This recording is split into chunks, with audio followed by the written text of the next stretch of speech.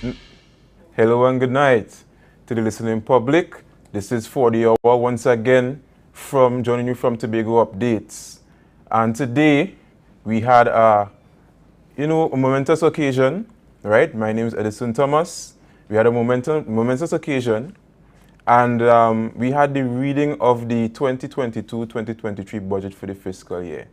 Not only that, we had a bunch of stuff happening in the Tobago space over the past week. We had the audit report coming from the Chief Secretary, which we cannot just idly skip past that. So we're going to have a conversation about that, but that is ongoing, right? So in the coming weeks, we're going to expect to speak about that as well. But the matter at hand really is the 2022-2023 budget that just was read by the Minister of Finance, Kwame Burt, a few hours ago. So we sat down and we took out our popcorn. Some of us, we relaxed. Some of us was in work, and we listened to a nearly 4-hour minister about the direction in which the country is headed for the next fiscal year.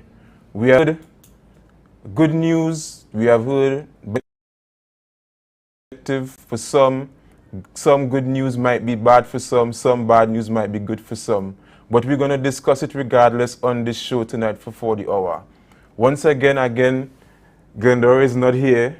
You're stuck with me, Edison Thomas, for another week. But I would like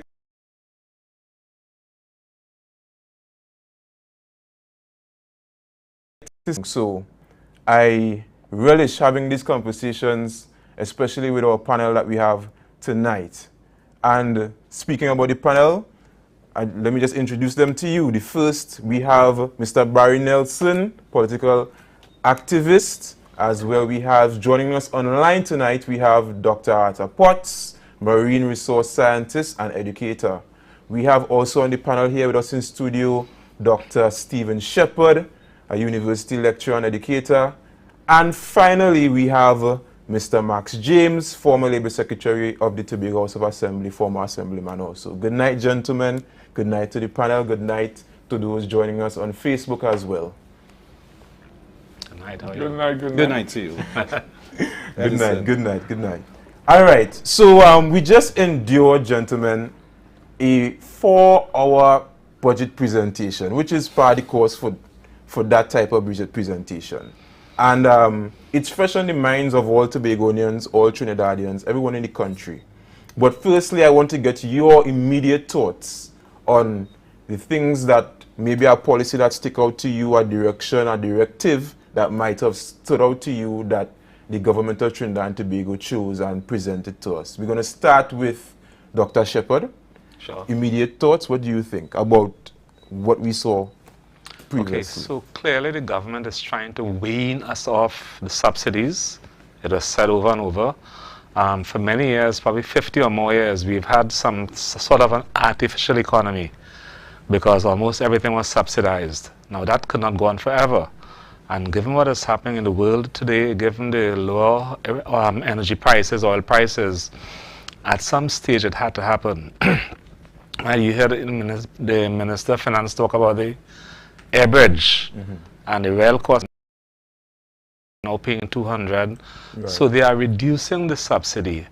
And what will happen, this will start to happen, is this economic theory of price elasticity of demand and supply will start to work. Right. In other words, we will have to make conscious choices.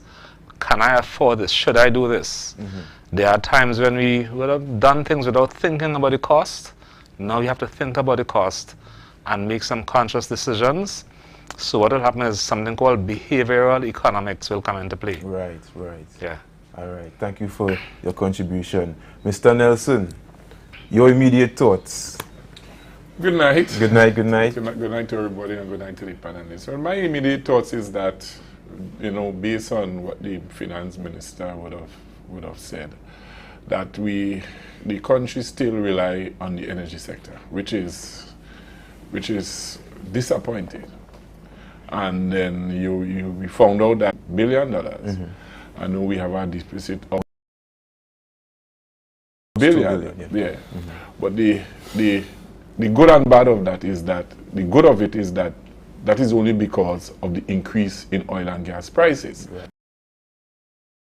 Is of any good or magical policy or directive. programs that the Right. government would have taken, and that is frightening. And Yes. listening to him today, it seems more than that we still, the reliance will be still on the energy sector for our revenue, and that is also frightening. Right. So basically, it's, listening to him it's like sounding like listening to all the budget that since they came in 2015 before. So there was nothing fantastic, Nothing new about the budget today. That was my opening sound. But when we get to the further on, but that's my initial response to the budget or what I heard. Okay. Dr. Potts is joining us online. What are your initial thoughts about the budget that was just read? Yes, good evening to you and colleagues at the station, and of course, good evening to Tobago and Trinidad and Tobago. Initially, the budget, as everybody said, was quite similar to the budgets within recent years. It fall within the same kind of figure in the 50-something million. And lots of the tenets of the budget today literally still hinge on the fact that we have an oil and gas nation. The Minister of Finance did not hesitate to remind us of that, and that he made it very clear that for those who think that we could move away from the oil and gas right now, that they're really not literally living into these world. And technically that is true. We're still very much an oil and gas nation. The majority of what we do in this country very much hinges on that. Of course, we notice that improvements are being made with respect to manufacturing. Not much has happened so far in terms of agriculture. Not much has happened in terms of a number of the other things with respect to national life, and where we could probably make money, remove ourselves slowly from the... So as a result, what has happened is a lot of balancing of the budget had to take place around what the oil and gas brings us. He started off today saying literally, given reasons why he came up with $92 per barrel. Of course, today he said that the price was 84.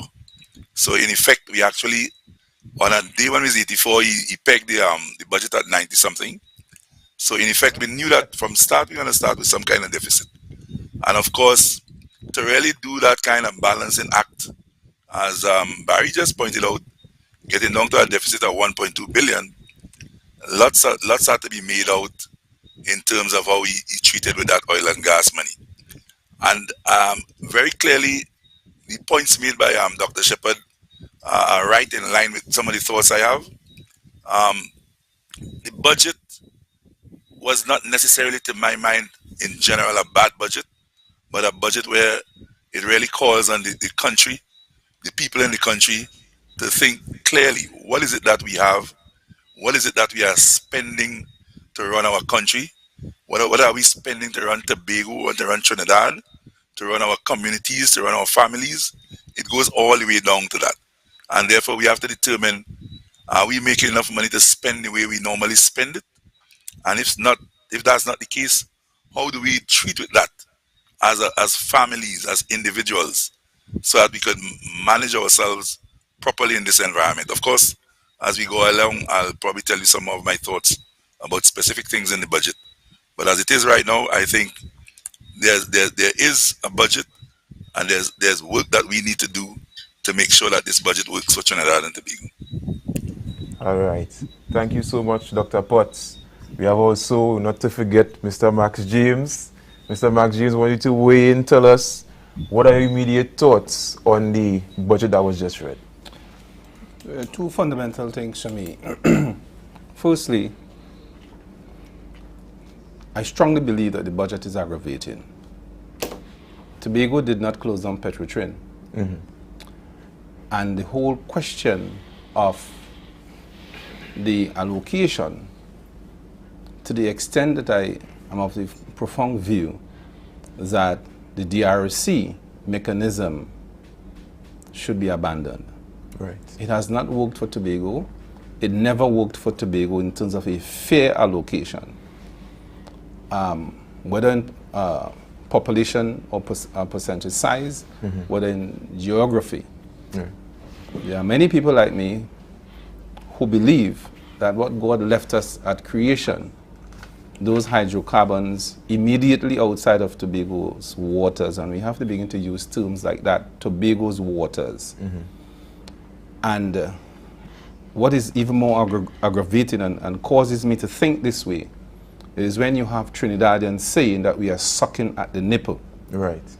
And it is a very distressing kind of qualification where we are viewed as sucking at the nipple when we have significant resources outside of Tobago's waters, and you only give us, in this case, 4.30%, I think it is, right?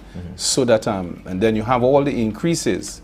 You see, some people might say, I'm not knocking my schoolmates, Arthur or Shepherd, we're all schoolmates, and so we won't quarrel tonight.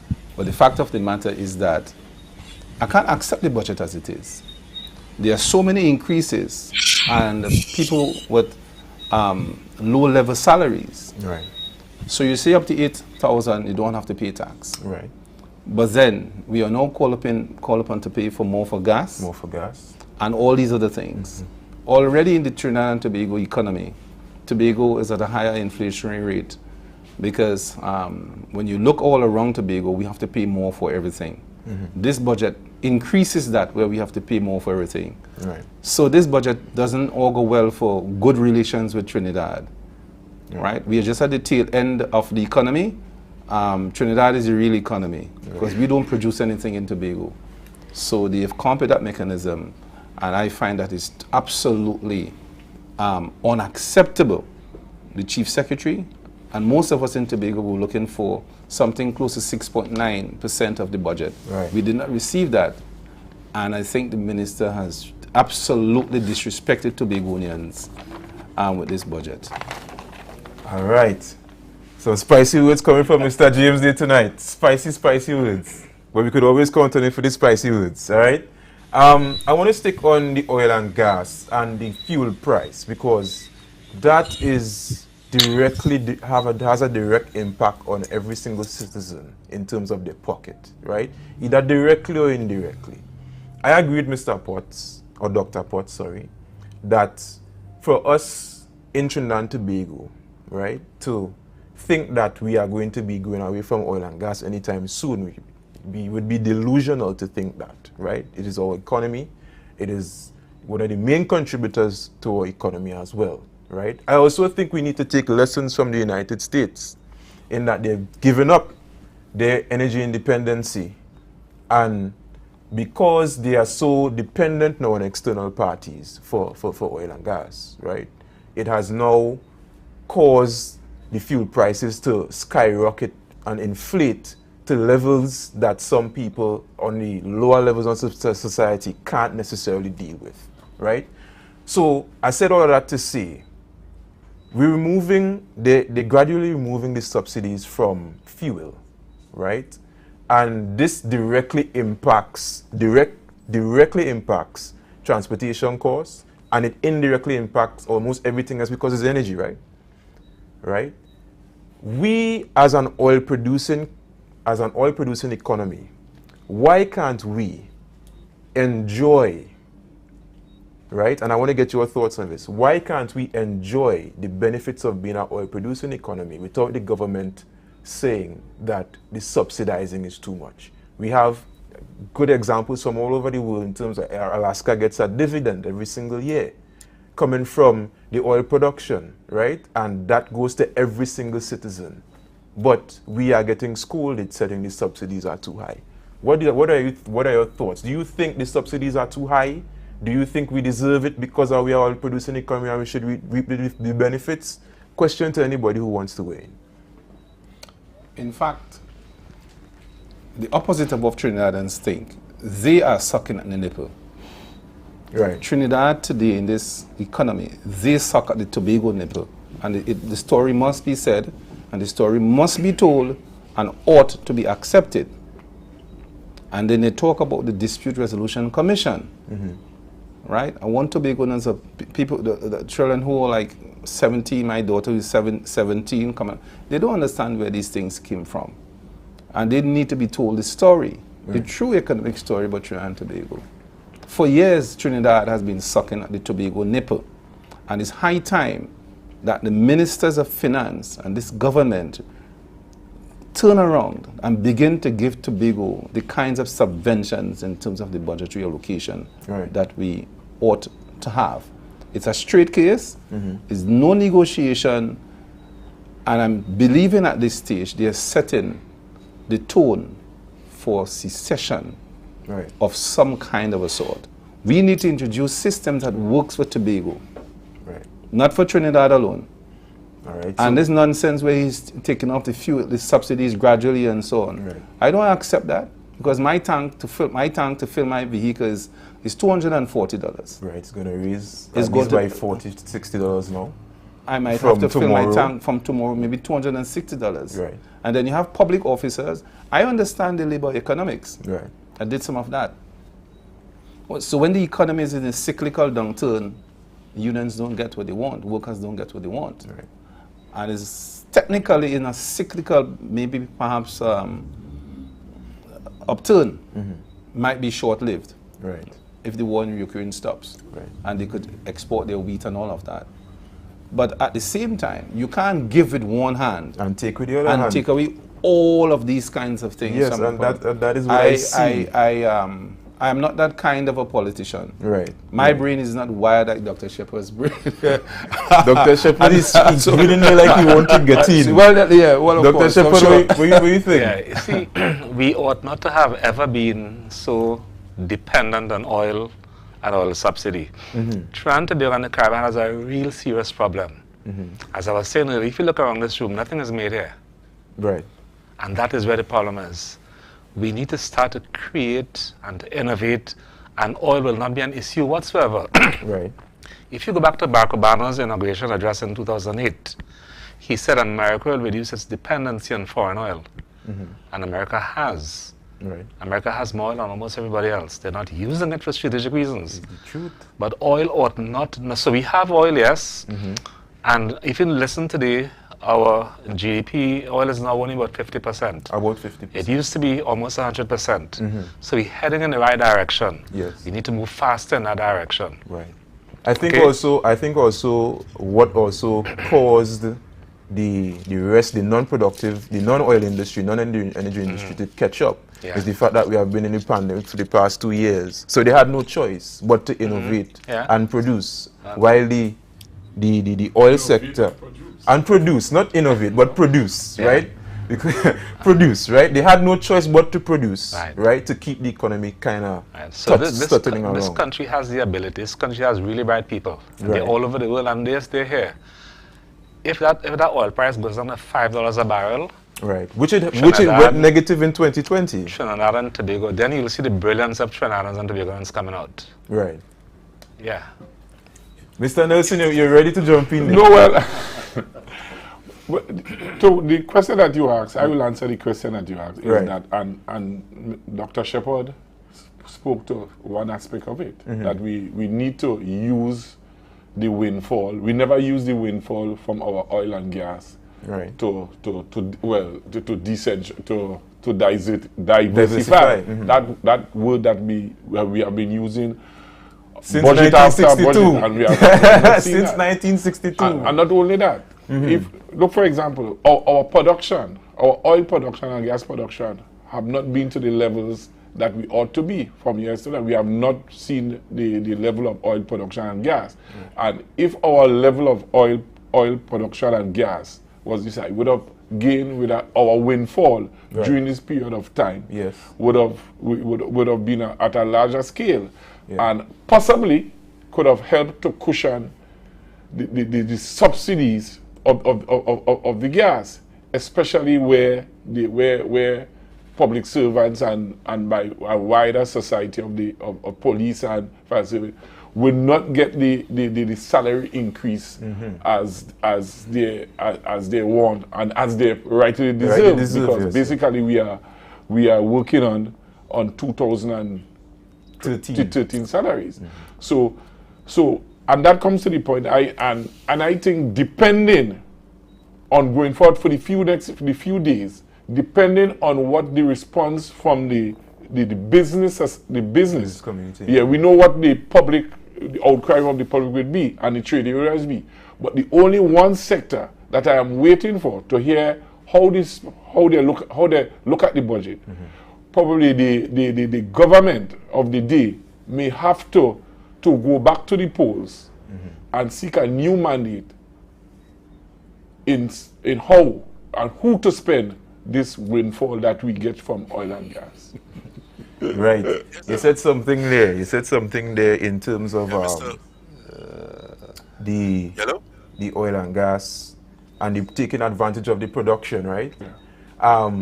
And my opinion is that we have been very reactive because the gas prices have been already raised to the part of this year, and we only now looking to ramp up production of the of oil, right?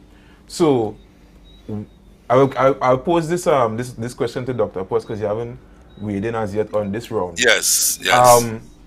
So what do you think about Trinidad and Tobago not being able to capitalize? Because you did say before, $86 a barrel on a day you pegged the budget at $92, right? Yes. 98? 92.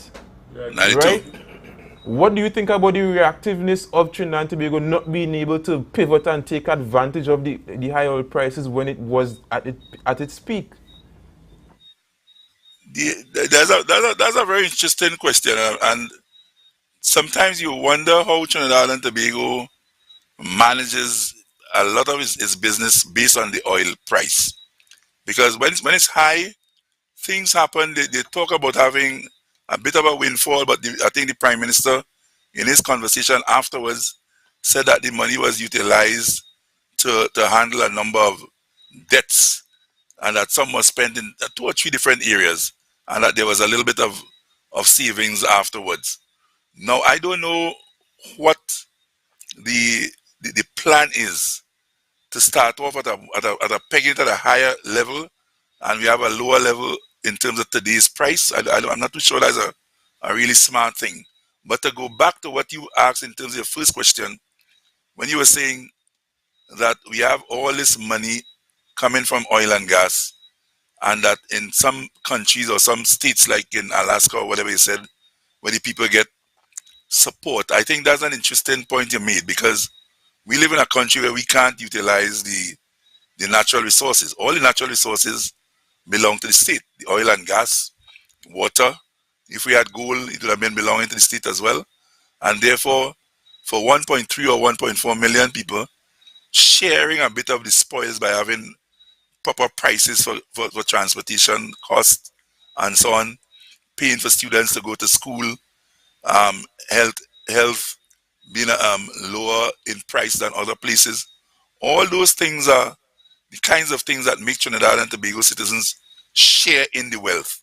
And as far as Tobago is concerned, that point about the price of the air bridge going up, I think that's a thing that they should have looked at very seriously, because the air bridge and the sea bridge is not necessarily transportation, as was pointed out by, I think the Chief Secretary made the point this evening, for people who come for holidays, but for Tobagonians who use the air bridge and the sea bridge as a means of getting to the other part of the country where important things are taking place for their lives, whether it be getting a surgery in Port of Spain General, or whether it's going to the UE or going to UTT, which is, of course, the National University. And therefore, those kinds of considerations, I think, were not taken into discussion this evening when the bill was read. They spoke about the $800 as the real price, and that moving from 150 up to another price. That's important for just straight budgeting. But in terms of thinking about the social aspect of it, I think enough wasn't done where that was concerned with respect to Tobago. I think that somehow I was not too happy about that. Neither was I also happy about the increase in ferry price.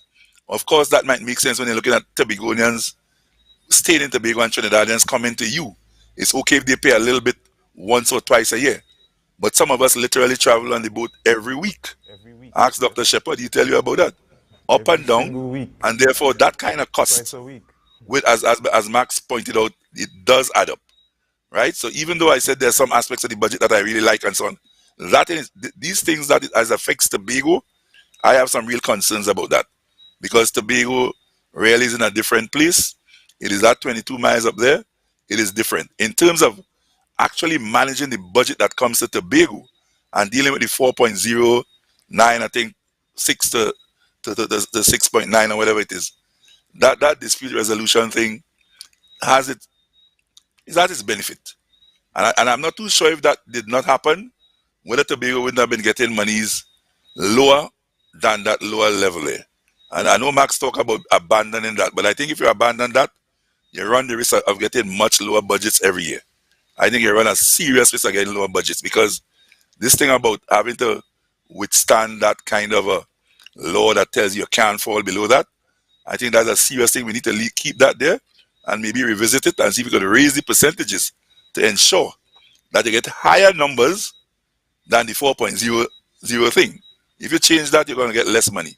And then more than that, remember that there's also the 6th schedule, where a number of ministries still operate in Tobago and spend a number of other millions of dollars annually as well. So that is not necessarily, it's just the amount that THA may have to function with. But more monies are spent in Tobago from the other things. And of course, in this time that we know, and as I think Max himself mentioned it, that cyclical thing, and we are not down, in a kind of decline and in a decline. Therefore, we know that it's not a time when monies are very much available. As you can see, the government today rejected the union's push for getting more than 4% in terms of paying their employees. They came out and blatantly said no. So I know we wait for much more industrial relations actions and so on. But why is that happening? Is it because that we don't have the money to pay that? Or is it that the government is just being tough? I'm thinking we probably don't have all the money to do that.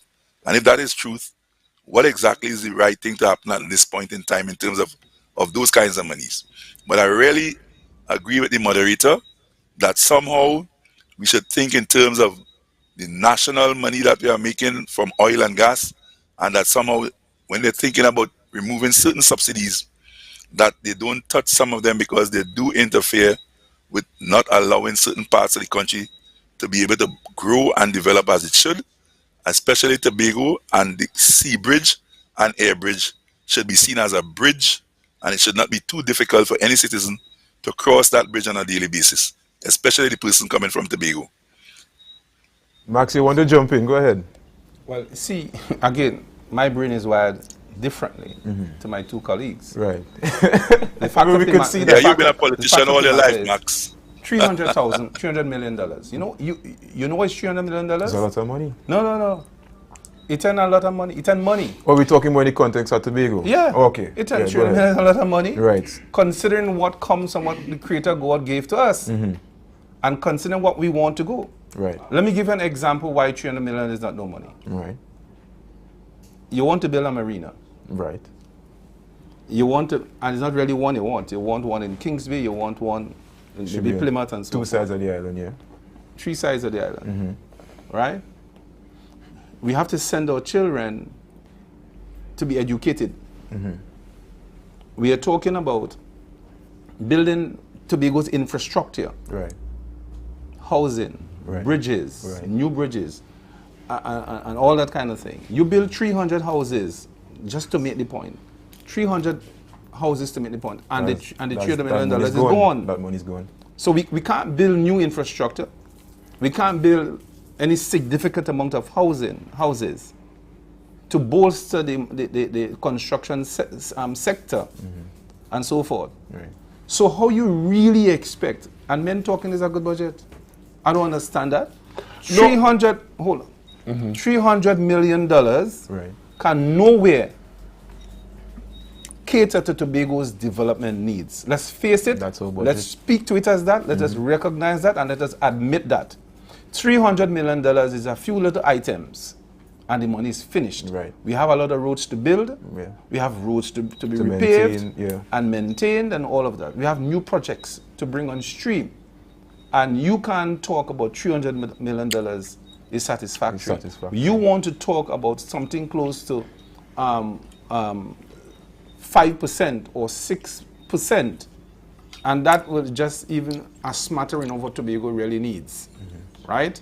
And I am hoping that a conversation in Tobago will pick up regarding what God left for us here. Or for shows. What the Trinidadians are now saying that is theirs, and they take all of it, all, send it down to Point Lisas and give us back 4.03%. It is unfair, and if you're going to treat Tobago unfairly and disregard our developmental needs, then it's time to say bye-bye. Well, Mr. Nelson, you want to jump in? yes, I know there's a way like to tackle him sometimes. Yes. No. It's funny enough, I agree with him. Right, you Immensely, agree with him? Immensely. Okay. And you know what? And this is the part I was hurt this afternoon hearing the budget. When the Minister of Finance said that the terminal building will be finished in 2024.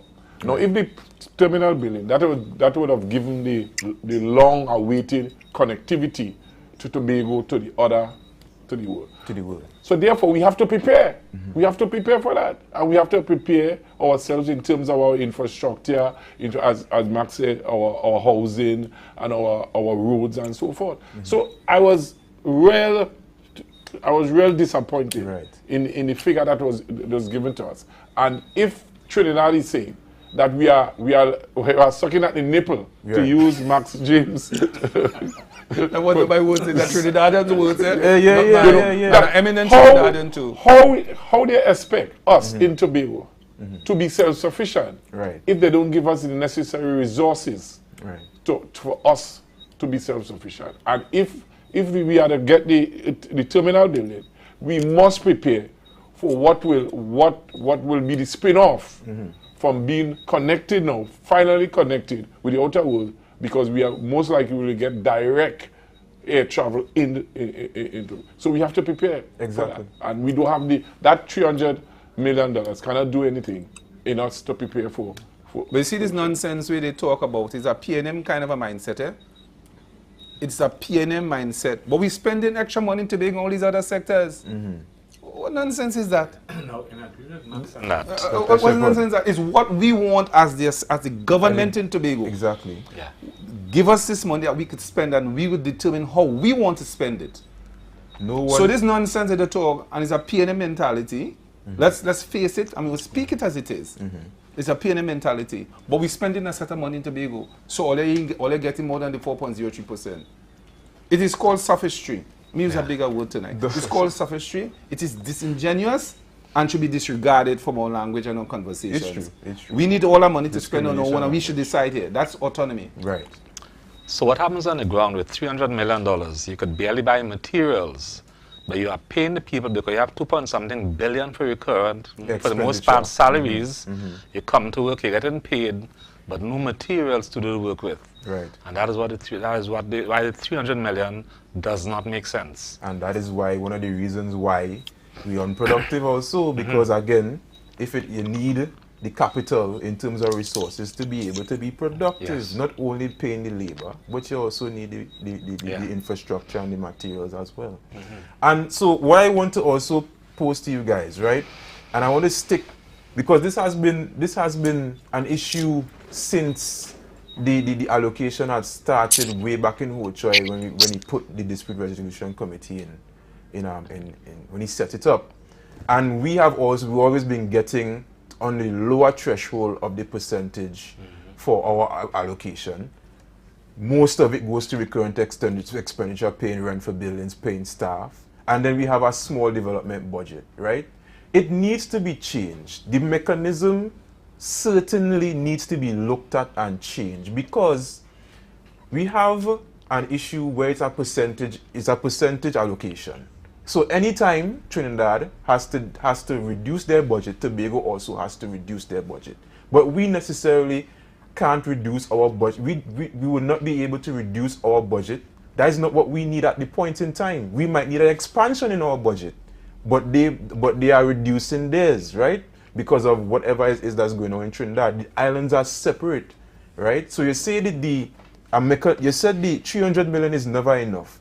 What mechanism can we now look at to put in place? Because we're discussing this for too long now. Right. To say, well, we're getting too little, and it feels like nobody's listening to us. So the budget by itself, budgeting the way we do it doesn't make sense. Right. You have to start with the plan. What is the plan? We should be we don't talk about the plan.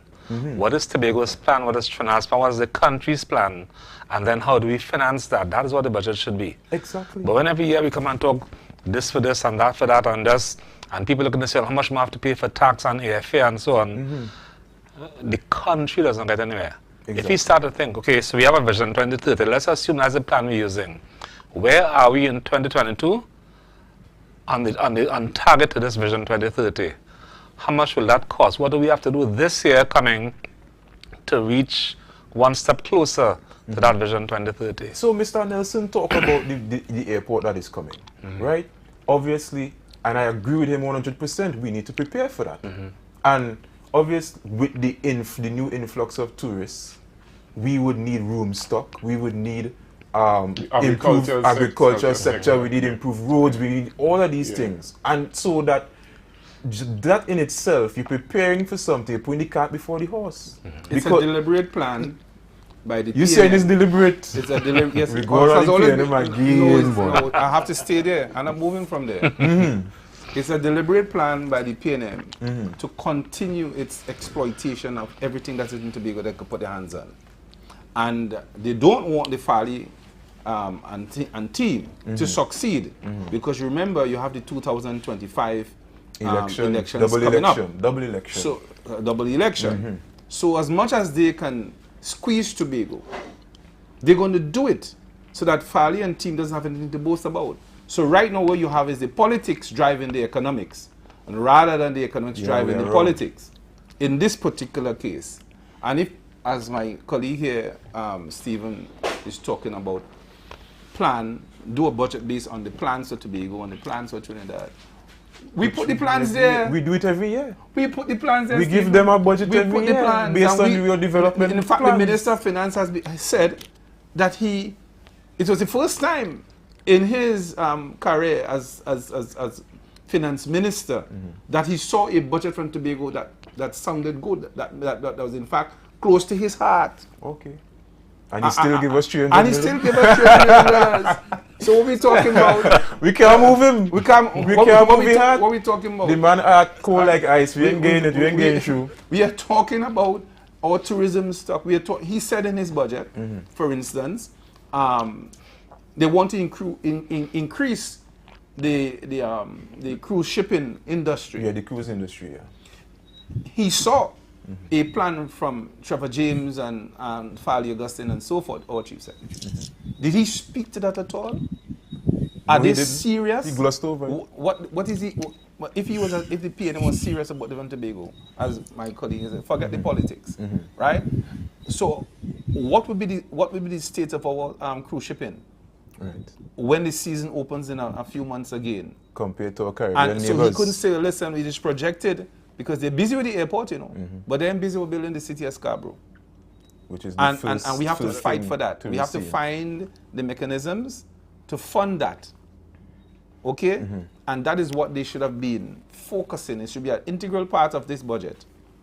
Right. To tell the citizens of Tobago, well, your assembly has been speaking about these things, and we will assist in funding it. I'm really interested to hear what Shamfa Kojo has to say and Aina Webster Roy have to say. It'll be very interesting, because this thing, what is going on and passing for governance in Trinidad and Tobago, I'm telling Tobagonians, cannot be allowed to continue the way it is being done.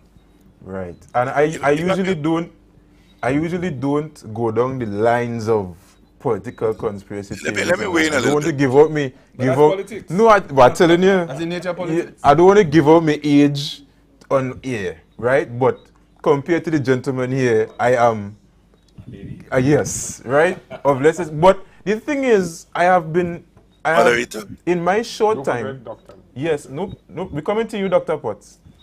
In my short time, I have seen politics long enough to know in my short time studying it, to know that there is some credence to what Dr. Max is saying, because we're seeing the same thing over and over, regardless of what we say here in Tobago, they give us what they want. You understand? And I don't know what it is that we need to do again as a people here to get the people. Dr. Potts, jump in. Yes. I understand Max and where Max is coming from. And I understand remember Max also has a strong political history. And of course he has dealt with the PNM over the years and he has his own thoughts about that. But so I guess some of the others, like myself, have not really been too politically involved. I've been very much public servant and I've done very much the public servant thing by waiting there to take care of things when the politicians don't have it sorted out yet. But let's deal with it this way. The situation is this, and the chief secretary pointed it out very succinctly. He said that he asked for a certain budget. He got $1.5 billion less. It turned out to be about 38.4% less than he asked for. He said that somehow he got 900 million less than he wanted for development. So he said he got, so Max say 300 million left. Okay.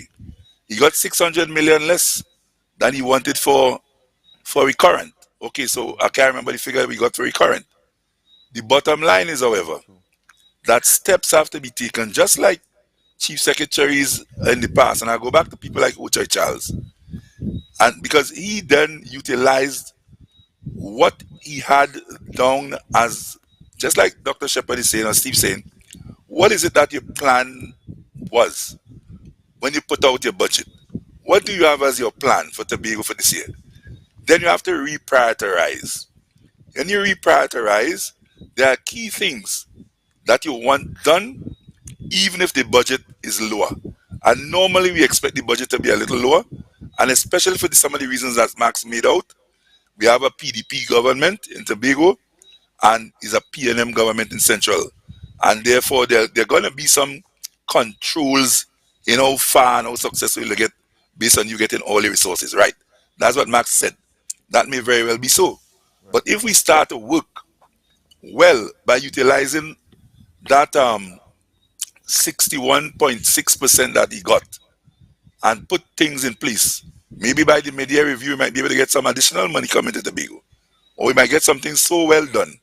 Some of those plans, like the plans Max said for Scarborough, that has not been touched in the budget and so on. We may be very surprised that if we plan and organize well from our plans and we prioritize, because as a public servant in Tobago, that's what we used to do. After every budget is read, we don't get what we want. Our secretaries sit with us, we reprioritize, we reorganize what we want to go about, what it is we clearly want to achieve, and we work with particular planning, with timelines for the rest of the fiscal year to make sure that we achieve some of these things properly so that the people in Tobago gets the best. We continue to advocate. They also mentioned that there are other places where money exists that we might be able to work with them and see how those monies could be utilized. Like we understand that there's the there are two things that they said we can do to get some additional money.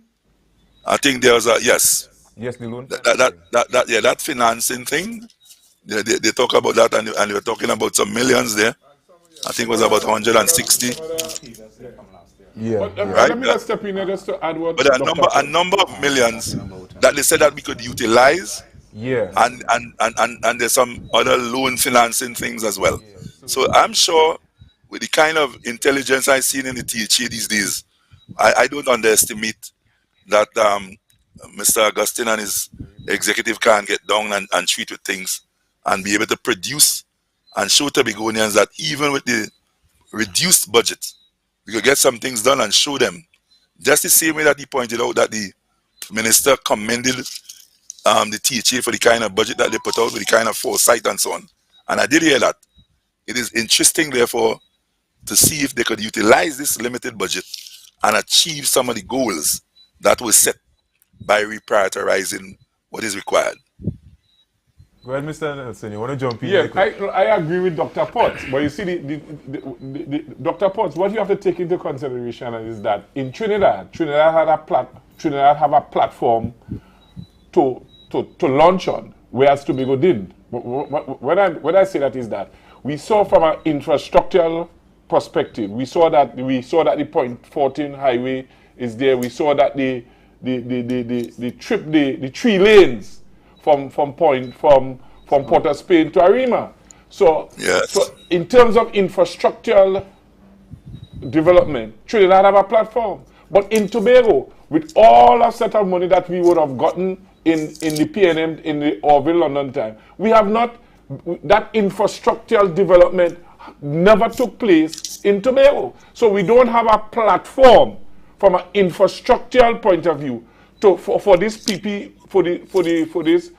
for this party now, the Farley and Friends party, to launch on like Trinidad. So we now have to take the scarce resources, the less resources that we have now, to talk about this, to opening up the connectivity of Tobago, to build new roads and so that 300 million would not work. I hear you, but so that the resources that the PNM administration would have so much resources, we never use it to have that foundation that in here at this point in juncture that we could have launched from, as Trinidad could launch on, because them have the infrastructure already in place. Already in Tell me how place. this thing is. So you find out that we have to use that resources for things that we should have done 5 to 10, 15 years ago.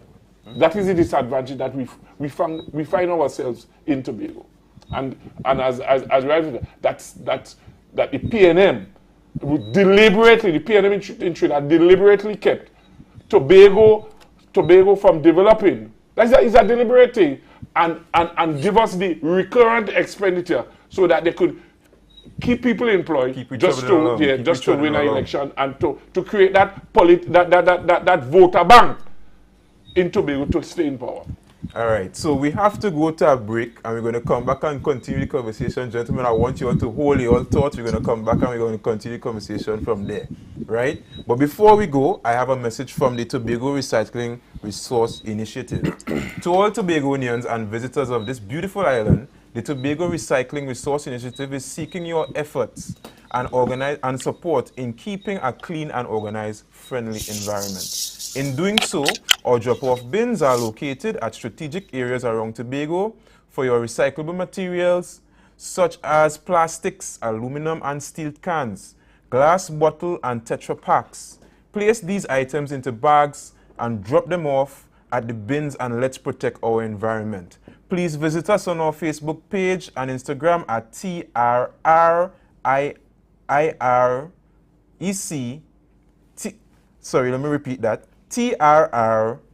Recycling Center. I repeat, TRRI Recycling Center. Our own Tobago Recycling Resource Initiative is here to propel that change. All right, so we're going to go to break, and we're going to come back, and we're going to continue the discussion on the 2022-2023 budget. Stay tuned.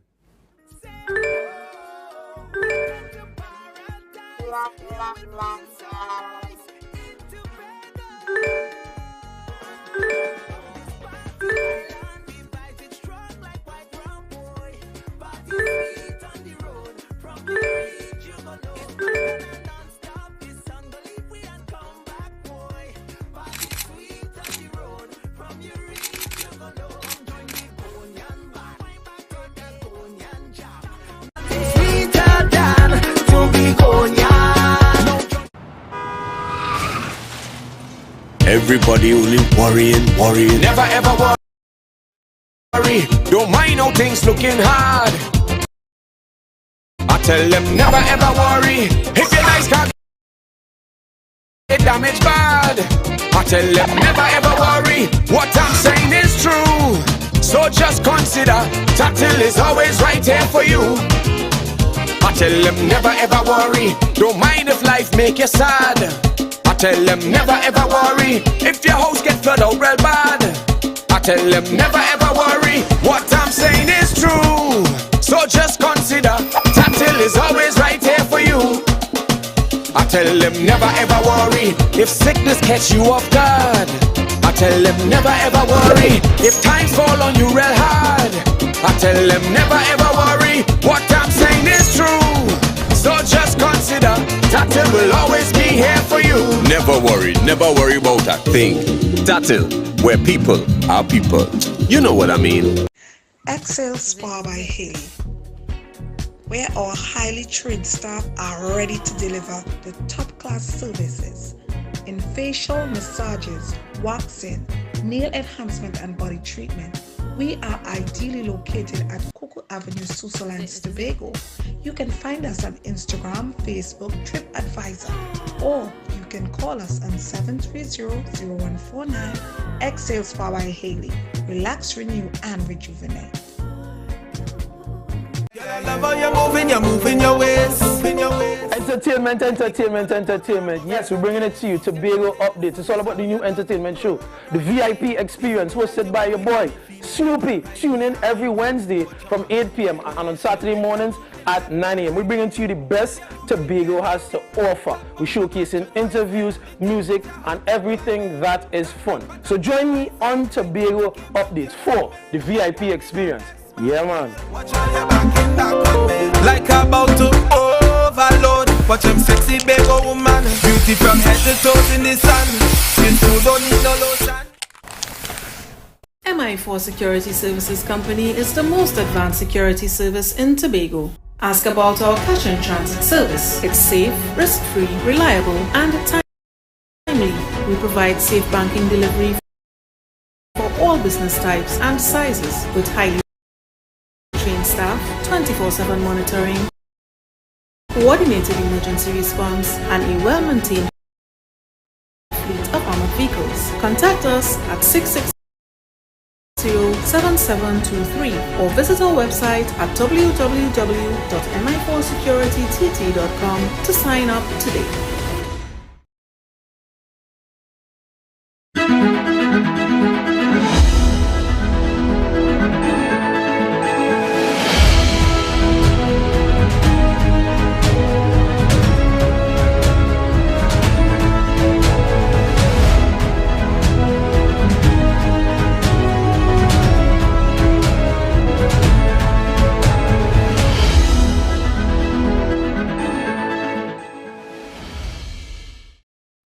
And we are back with 40 Hour. I am Edison Thomas, filling in for the lovely lady Lashley once again. And good night to the viewing public. If it is that you're now joining us, we are here with the panel. We have Dr. Stephen Shepherd. We have Dr. Atta Potts. We also have Mr. Barry Nelson, and we have Mr. Max James. And tonight we are discussing the 2022-2023 budget for fiscal year 2023.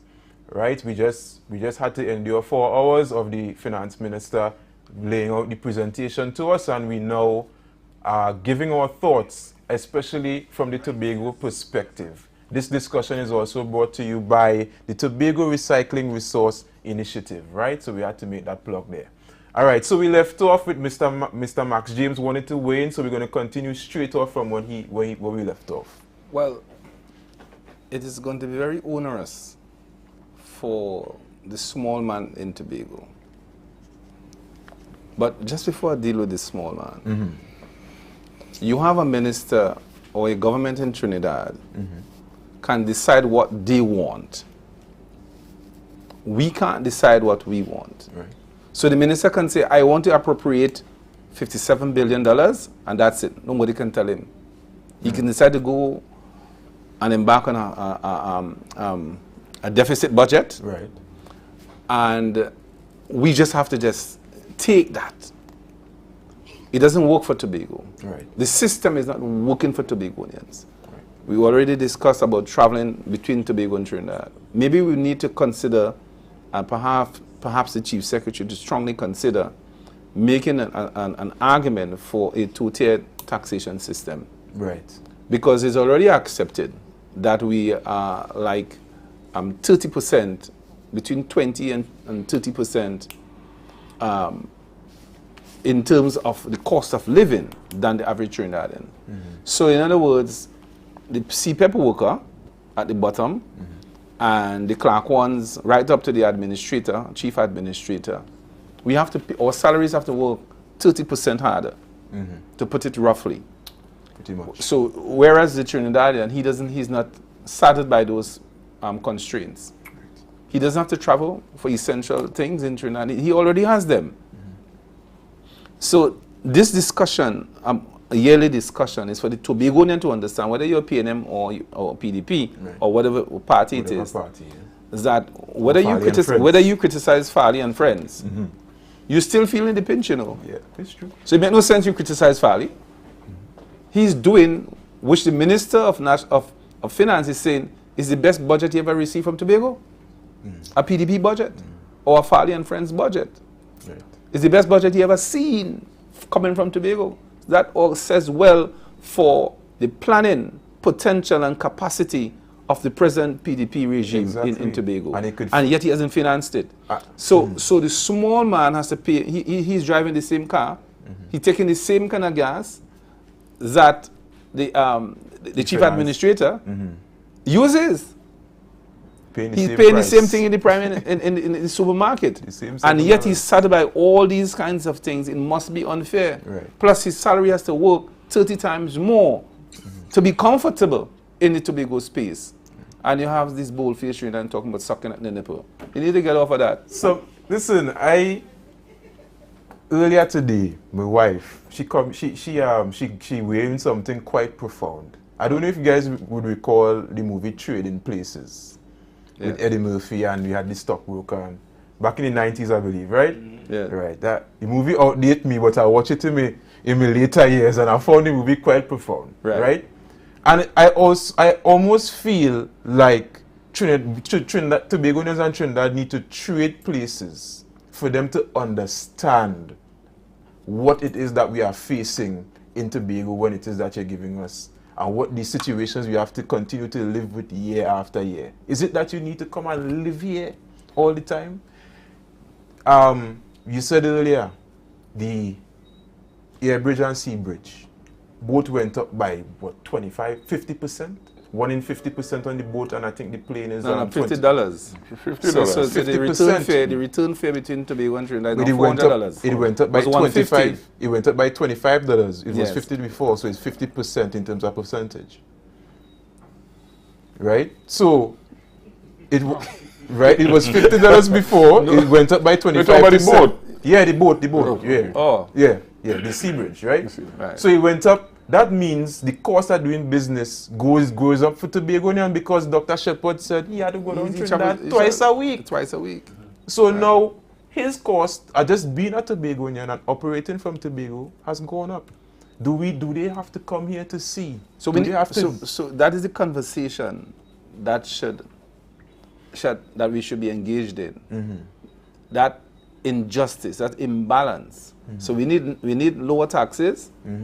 We need a reconsideration of the airfare, and it should only apply to Trinidadians and not Tobagonians, right?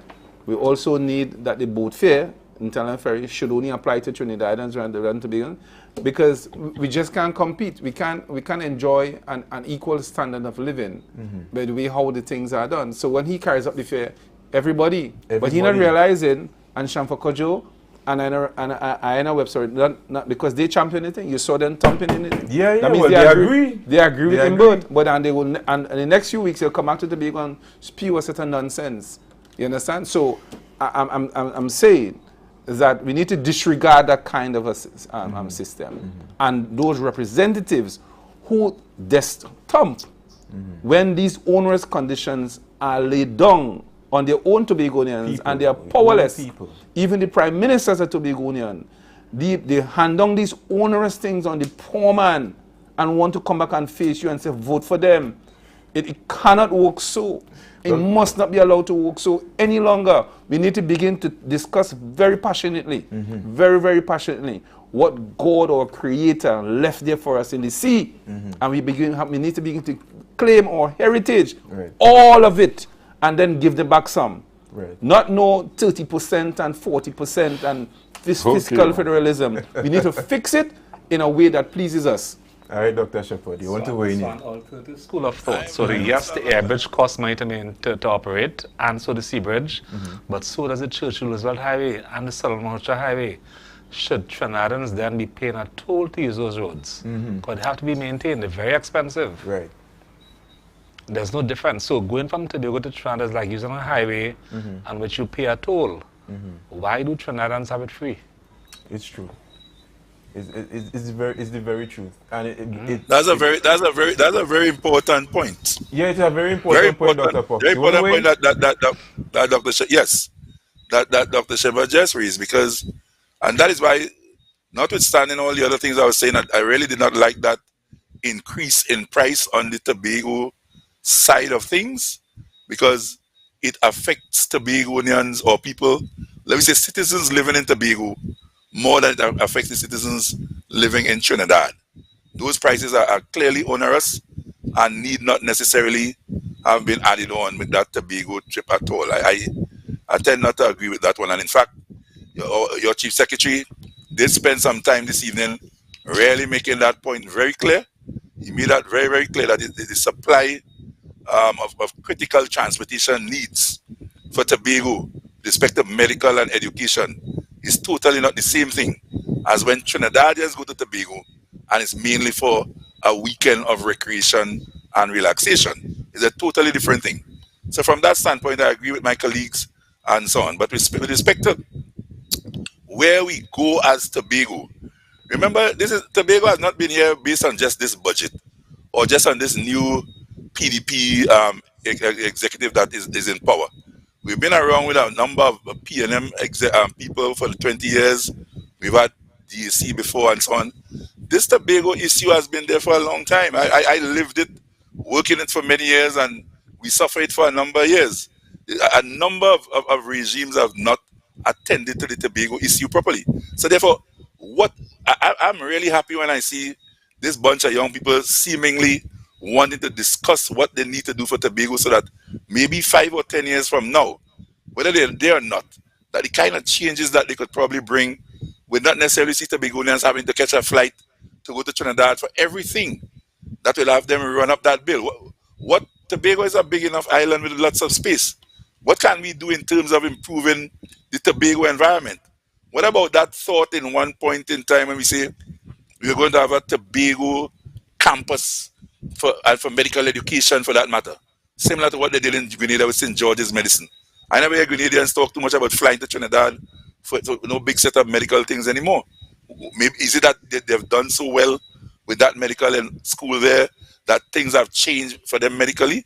I mean, what about the concern about doing more in Tobago with the THTI campus to make it more like a university campus, or a real university campus of the UTT, for instance, where lots of the types of programs that we offer at UTT and at UE can be offered in Tobago, so that less transportation is required for more of our Tobago citizens, right?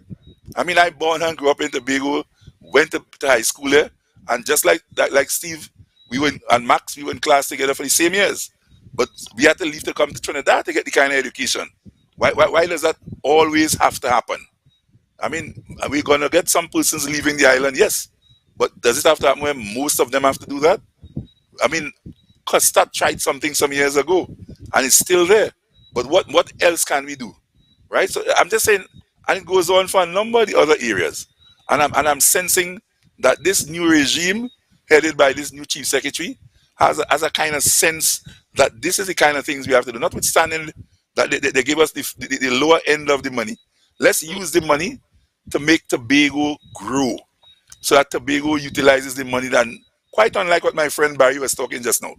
He said 20 years that the money existed, but you're not seeing the infrastructure and the platform, so that now if this money had come now, we could have worked on that and move ahead. Right, so there's a concern that a number of things have not been done well, and therefore we need to get those basic things done. So maybe this year we could do that. Next year we could do another thing. So maybe by the end of that 4-year period of this particular regime, we could have real results, and that others can build on it. That is the kind of Tobago I want to see and move forward, and I'm willing to be a part of that. All right. Go ahead, Barry. Just to add to what from this budget and move ahead.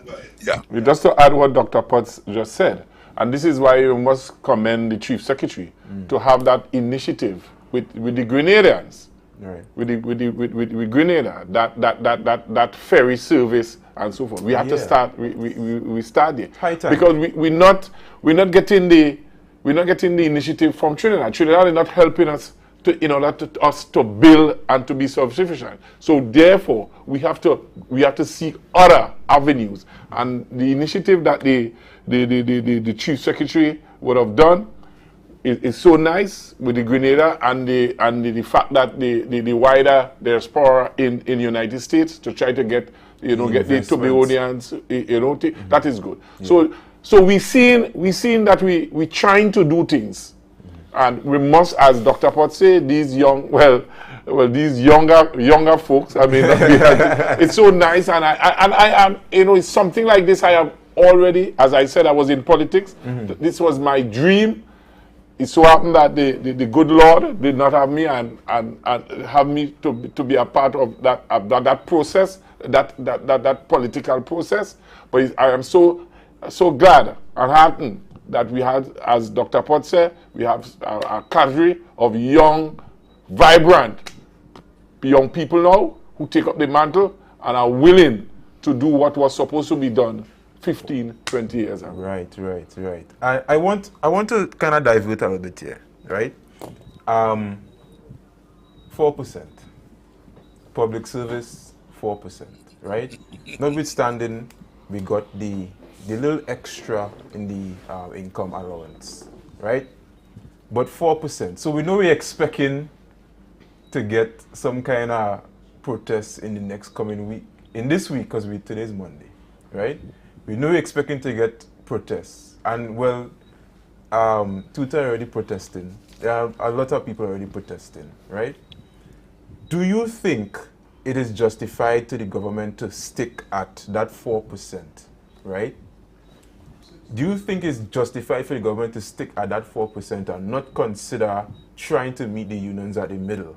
Because they're only saying, well, it's going to cost us this X amount of money to be able to do the back pay and all these things. Do you think the 4% is warranted? Well, okay, I will prefer to answer the question that there's the lack of respect in negotiation between the government through the chief personnel officer and the various unions. Right. And if that is not solved, there will be unrest. Take for example the high-handed, I call it high-handed, way how the Attorney General and the Minister of Labor would have dealt with the teachers by going to court. Yeah. Because they would have sent a counter proposal, the teachers, to the CPU. You have not met. You must expect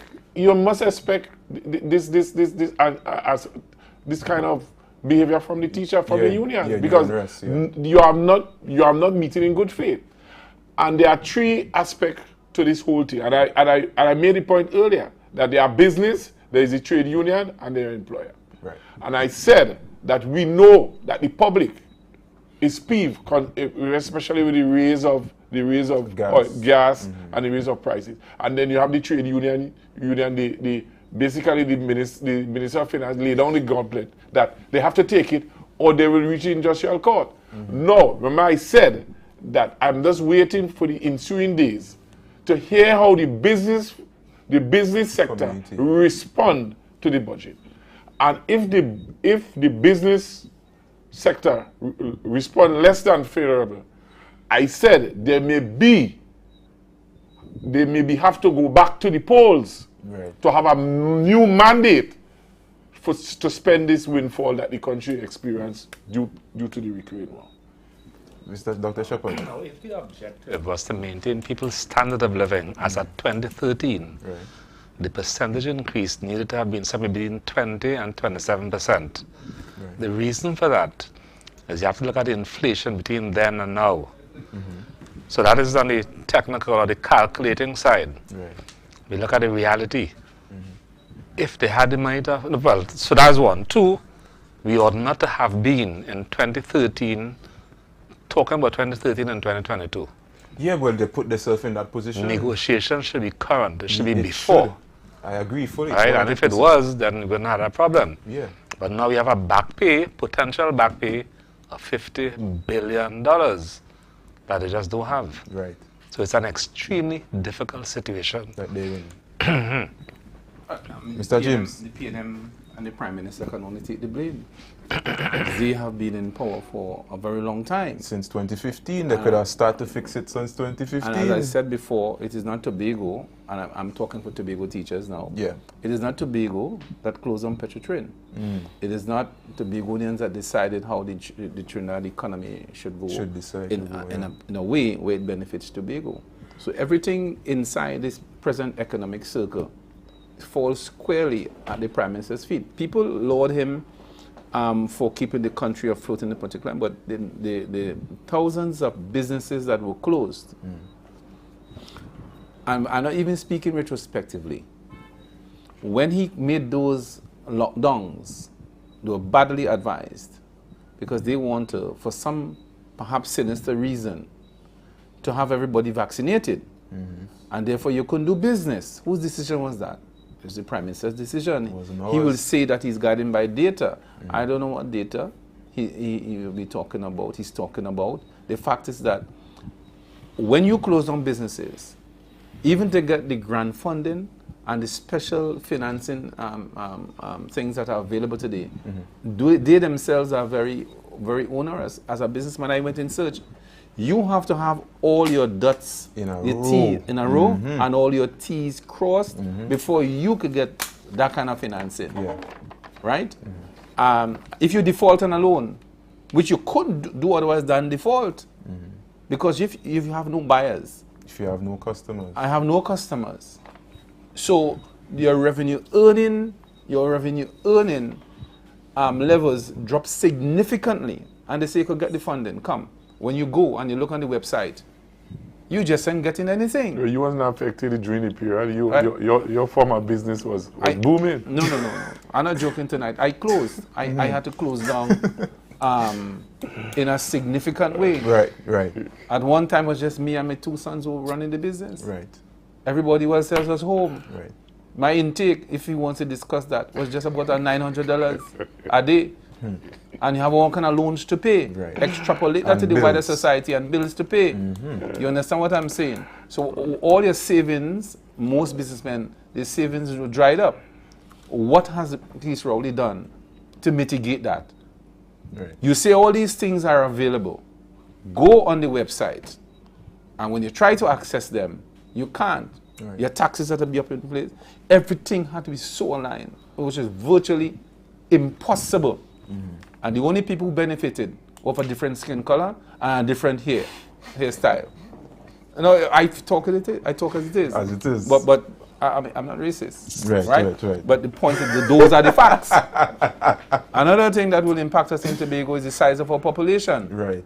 About 2 hours ago, I spoke about increasing Tobago's labor stock. Right. And purchasing stock in terms of the amount of humans that are here in Tobago.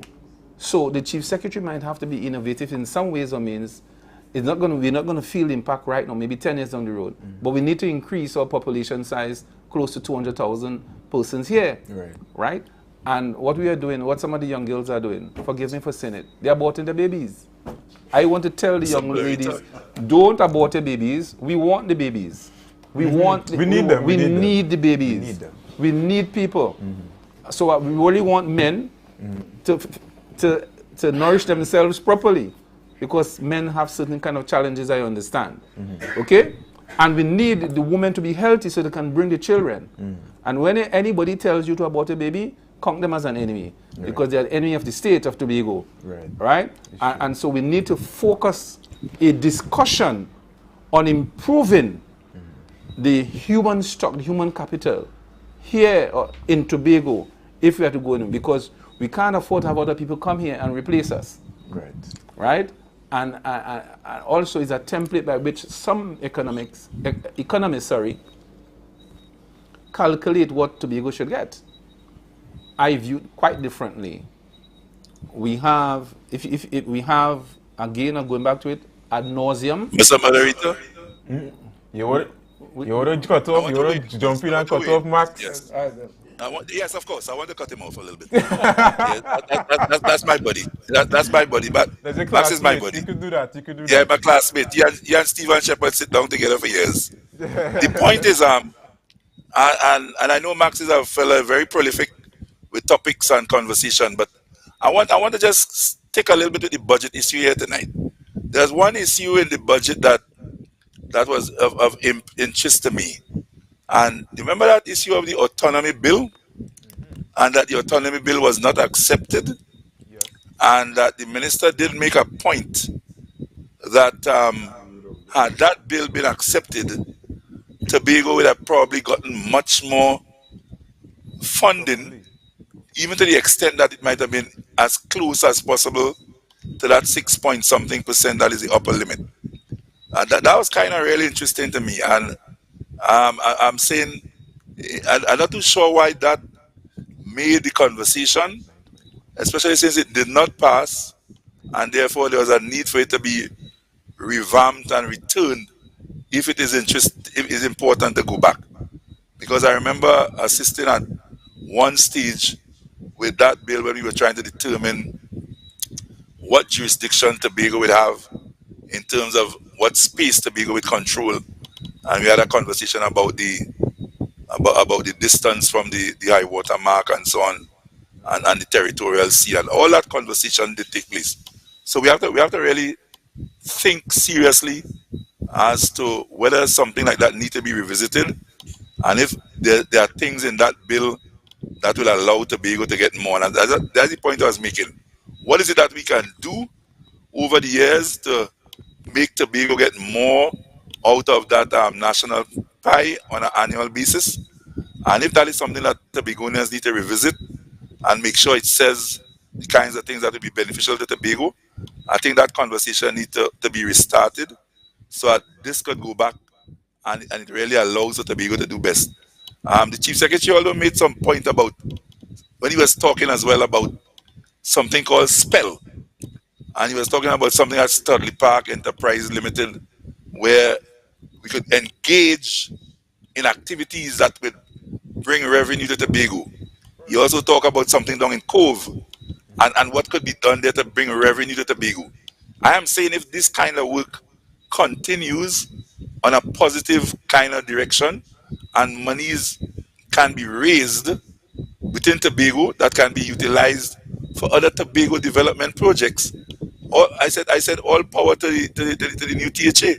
This kind of conversation can only help us move forward. And those are some of the things I'm saying. If the budget can encourage those things, as the Chief Secretary self raised, then I'm sure that kind of conversation might have been somewhere in there, and that we could probably take off again and see what we could do with that. There was a talk about getting fisheries more involved with processing and value chain being looked at as a serious thing, and value-added products being produced, agriculture, where we get every home a garden and people producing the things that they want to consume. So that a lot of what we're purchasing coming off the boat from Grenada and St. Vincent and Trinidad to come to Tobago to feed us. If we could turn around a lot of those things, a lot of the monies that Tobago spend in terms of the cash we have in hand will not be spent on things outside Tobago. And I remember, and I said as a young fella, I remember we used to plant, my mother used to plant tomatoes and vegetables right in the front yard. And then to the left, just in front of the house, where she had flowers for the house. And all around the house, plus something was planted. I'm saying, maybe we have to start looking at that. The okra, the things that grow well in your yard, we need to start to do things to help us cut down the trips to Trinidad so we don't have to pay that additional people have to start doing things to budget with the money they have so that they cut back now. I said go ahead and complain, make the noise, because there is reason for it, and that Tobago really should not be spending this kind of additional thing for a sea bridge and so on. I agree with that. But at the same time, we can't just complain and not something as Tobago gets. We need to get resourceful and start to do things to feed ourselves and take care of Tobago, such that we'll be helping our own leaders, because the leaders are calling for that too, and so that Tobago could be the Tobago that we know it can be. That's what I'm looking for here. And Max made a good point there about population. You see, there's 50 to 60,000 people that live in Tobago ever since I was in high school. And then I remember when we were in sixth form, Steve, there was an unofficial census check that told us that 124,000 Tobagonians were living between Carenage and Arima. Right? That's right there in Trinidad. Some more Tobagonians live in Trinidad than Tobago.